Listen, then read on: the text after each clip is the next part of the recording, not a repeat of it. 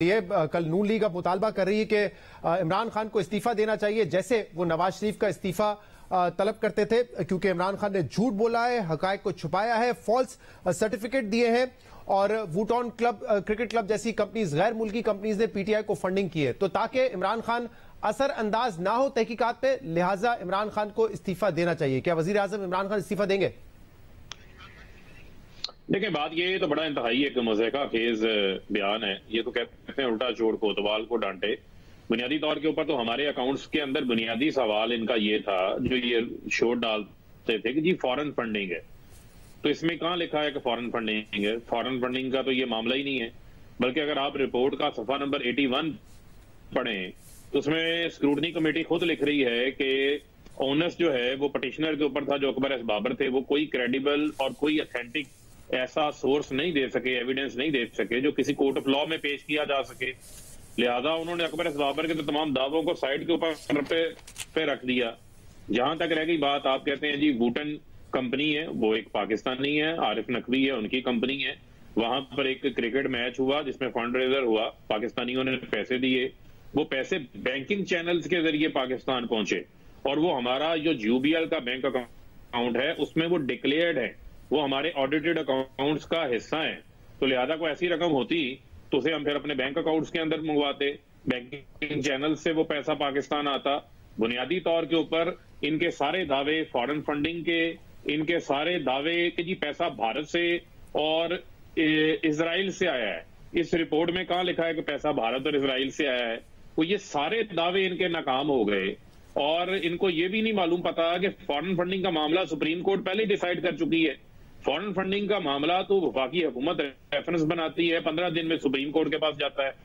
ये केस तो ममनुआ फंडिंग का केस है जिसको इलेक्शन कमीशन देख रहा है। उस केस के हवाले से 15 तारीख उन्होंने डाली है। अच्छा, वो हम जाएंगे, अब ये अगर अपना केस पेश करेंगे वहां पर। ये तो स्क्रूटनी कमेटी की रिपोर्ट थी, अब डिक्लेरेशन देनी है इलेक्शन कमीशन ऑफ पाकिस्तान ने कि क्या ये ममनुआ फंडिंग थी या फॉरेन फंडिंग थी, उस पर मैं आता हूं।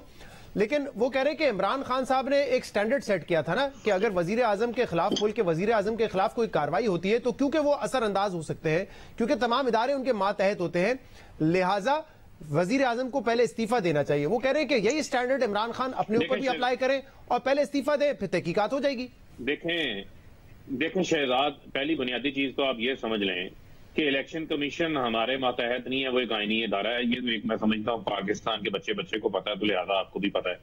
फिर मेरे हिसाब से अगर ये तहकीकात भी जो है वो इलेक्शन कमीशन की स्क्रूटनी कमेटी ने की है, और इसके अलावा जब का ये मामला चल रहा है उस वक्त वजीर आजम नहीं थे, वो पाकिस्तान तहरीक इंसाफ के चेयरमैन थे।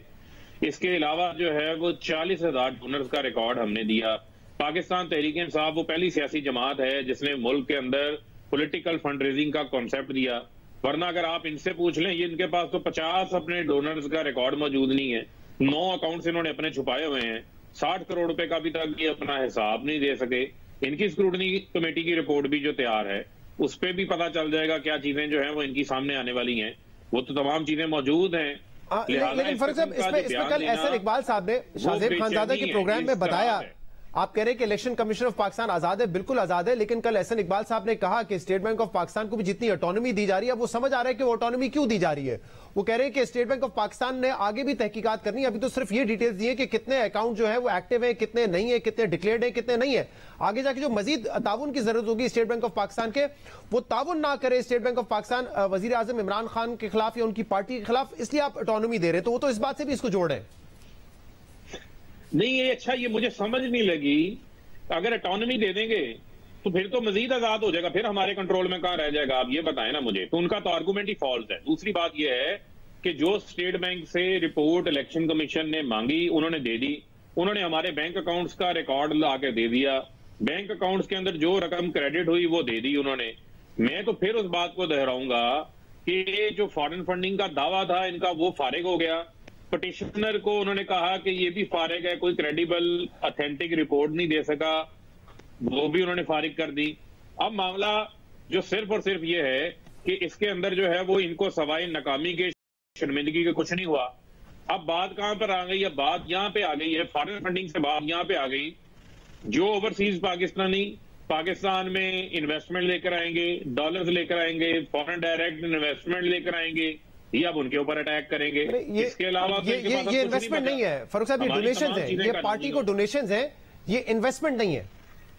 भाई जी मैं शहजाद आपको बता रहा हूं, जो कल एक खबर को इन्होंने जिसको हाईलाइट कर रहे थे, उठा रहे थे, जो नथिया गली के अंदर मुमताज मुस्लिम साहब जो है पाकिस्तान के अंदर हिल्टन होटल की चेन लेकर आए हैं, जो पहले ही होटल के कारोबार से वाबस्ता है, जिनका काबुल के अंदर होटल है, करबला के अंदर होटल है, थ्रू प्रॉपर बिडिंग प्रोसेस जो है वो पाकिस्तान के अंदर उन्होंने एक जगह हासिल की है जहां पर वो इंटरनेशनल होटल जिनको लेकर आ रहे हैं। $31 मिलियन की उन्होंने इन्वेस्टमेंट लेकर आए हैं। इसके अलावा पाकिस्तान में सेहत का जो है वो फरोग, लेकिन फारूक साहब उसके हवाले से भी सवाल ये उठ रहा है। ये तो कल फवाद चौधरी साहब ने भी कहा कि ओपन बिडिंग हुई थी, सबसे ज्यादा बिड उनकी थी, इसलिए उनको ये ठेका मिला है। लेकिन सवाल तो ये उठेगा ना कॉन्फ्लिक्ट ऑफ इंटरेस्ट पे, कि अगर कोई शख्स डोनेट करता है आपकी पार्टी को, $24,000 देता है और उसी को ठेका मिलेगा, तो सवाल तो उठेगा ना। तो इसमें तो आपको ज्यादा ट्रांसपेरेंट होने की जरूरत है, बताने की जरूरत है। नहीं देखें, हम तो बिल्कुल ट्रांसपेरेंट हैं। 2019 में उसकी बोर्ड, जीडीए का बोर्ड जो है वो अप्रूवल देता है, 2 साल लगते हैं 2021 के अंदर उसको प्रोसेस को मुकम्मल होने में। 9 बिडर्स जो हैं वो बिडिंग के अंदर आते हैं, 4 जो हैं वो टेक्निकली क्वालिफाई करते हैं, 4 लोगों की फाइनेंशियल बिड्स आती हैं, और पाकिस्तान के मारूफ जो होटल इंडस्ट्री से ताल्लुक रखने वाली बड़ी बड़ी चेन्स हैं उन्होंने आगे पार्टिसिपेट किया। अब जिसकी बिड ज्यादा होगी उसको जो है वो उसका कॉन्ट्रैक्ट मिल जाएगा। वो जमीन जिस जमीन का सिर्फ 3 लाख रुपया किराया उस वक्त आ रहा था, वो जमीन जो है वो आपकी 87 करोड़ रुपए पे लीज पे जो है वो गई है। तो मुझे आप ये बताएं कि आपने एक तो अपना डेड कैपिटल जो है उसको रिवाइव किया, आप अपनी सेहत को रिवाइव कर रहे हैं, नथिया गली जैसा मकाम वहां पर इंटरनेशनल होटल चेन बनने जा रही है, और तमाम प्रोसेस जो है वो कानून के मुताबिक ट्रांसपेरेंटली पाकिस्तान के नेशनल अखबारात में इश्तेहारात आने के बाद जो है वो मुकम्मल हुआ। फिर मैं आपको कहूंगा कॉन्फ्लिक्ट ऑफ इंटरेस्ट, मफादात का टकराव ओवरसीज पाकिस्तानी अगर कोई इन्वेस्टमेंट लेकर आते हैं उन पर आ गया। फारूक साहब, अगर कॉन्फ्लिक्ट ऑफ इंटरेस्ट का कोई वन ऑफ केस होता तो बात समझ आती थी, लेकिन ये वन ऑफ केस नहीं है। इससे पहले भी ऐसी मिसालें दी गई हैं जहां पे वजीर आजम के जो करीबी जानने वाले हों उनको अहम ओहदों पर फाइज किया गया हो। नहीं देखें, बुनियादी तौर के ऊपर इमरान खान इस मुल्क के वो वजीर आजम है जो वजीर आजम बनने से पहले अपनी प्राइवेट जो 40 साल कमाई जो बैरून मुल्क उन्होंने की थी उसका हिसाब देकर आए थे। 60 डॉक्यूमेंट दिए थे उन्होंने कभी को कतरी खत नहीं कहा, उन्होंने कभी किसी इदारे को बुरा भला नहीं कहा, किसी जज को बुरा भला नहीं कहा।